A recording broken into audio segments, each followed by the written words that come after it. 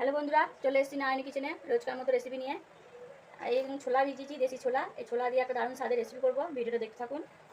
ছোলাটা পেস্ট করে নেবো, কিছুতে নিয়ে নিয়েছি, এটা আমি পেস্ট করে নেবো। আমি পেস্ট করে নিয়েছি। এবার এতে আমি কিছু উপকরণ মিশিয়ে দেবো। 1 চামচ ধনে গুঁড়ো, 1 চামচ জিরের গুঁড়ো, পরিমাণ মতন হলুদ, পরিমাণ মতো লবণ।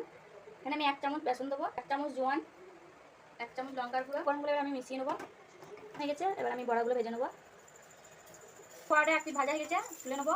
আর এটাতে আমি পেঁয়াজ দিয়েছি, আপনারা চাইলে নিরামিষের দিনেও করতে পারেন। তাহলে ভাজা হয়ে গেছে, তুলে নেবো। এরকমভাবেই বাকিগুলো ভেজে নেবো। ভেজে সব তুলে নিয়েছি। তেলে দিয়ে দেবো 1 চামচ সাদা জিরে, কোচানো পেঁয়াজ, কোচানো টমেটোগুলো দিয়ে দেবো। ভাজা হয়ে গেছে, দিয়ে দেবো 1 চামচ লবণ, 1 চামচ হলুদ, আদা লঙ্কা আর টমেটো পেস্ট করা আছে দিয়ে দেবো। 1 চামচ জিরের গুঁড়ো, 1 চামচ ধনের গুঁড়ো। মশলাটা কষানো হয়ে গেছে, জল দিয়ে দেবো। বড়াগুলো দিয়ে দেবো।